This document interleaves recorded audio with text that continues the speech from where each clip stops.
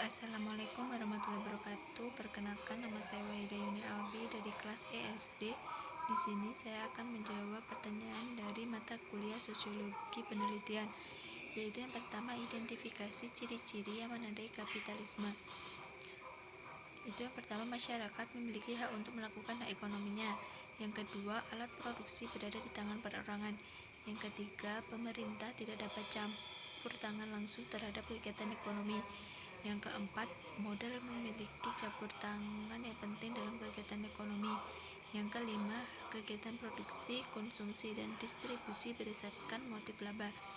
Yang keenam, harga dibentuk di pasar bebas. Yang ketujuh, adanya persaingan bebas dalam pasar. Dan yang terakhir yaitu adanya pasar bebas. Selanjutnya yaitu sebut dan jelaskan tahap-tahap kapitalisme. Yang pertama yaitu kapitalisme awal pada tahun 1500 sampai 1750. Kapitalisme pada fase ini mengacu pada kebutuhan pokok yang ditandai dengan hadirnya industri sandang di Inggris, dan kemudian berlanjut pada usaha perkapalan, pergudangan, bahan-bahan mentah, bahan-bahan jadi, dan variasi bentuk kekayaan yang lain. Dan kemudian berubah menjadi perluasan kapasitas produksi dan talenta kapitalisme ini yang kemudian hari justru banyak menelan korban. Yang kedua yaitu kapitalisme klasik. Awal munculnya tahap ini diawali dengan munculnya revolusi industri di Inggris. Revolusi industri ini dipicu dengan ditemukannya mesin uap, sehingga mulai muncul mesin-mesin dengan skala besar untuk membantu memproduksi barang dalam jumlah yang banyak. Yang selanjutnya yaitu kapitalisme lanjut. Dalam fase ini kapitalisme bukan semata lagi hanya mengakumulasi modal, tapi lebih dari itu, yaitu investasi.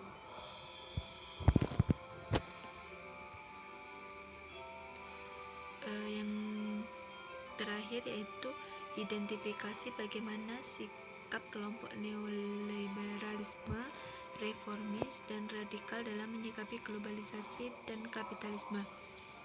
Yang pertama yaitu kelompok neoliberalisme.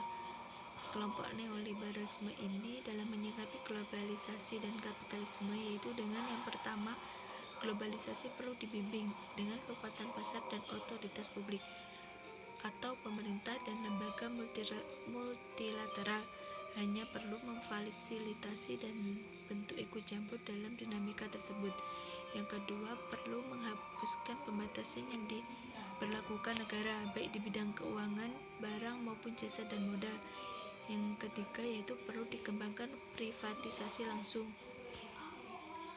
Selanjutnya yaitu kelompok reformisme.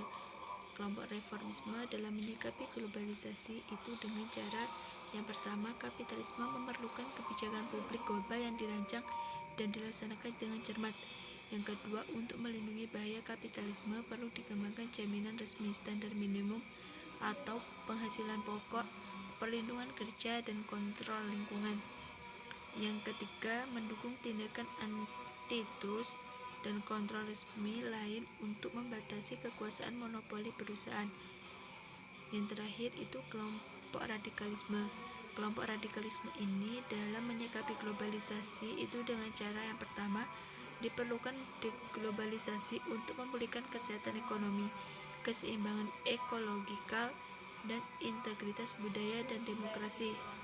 Yang kedua, perlu pemisahan negara dari jaringan ekonomi global. Yang ketiga, globalisasi dinilai justru mengancam pluralisme. Yang terakhir, tergantung pada revolusi sosial. Sekian dari saya, kurang lebihnya mohon maaf. Wassalamualaikum warahmatullahi wabarakatuh.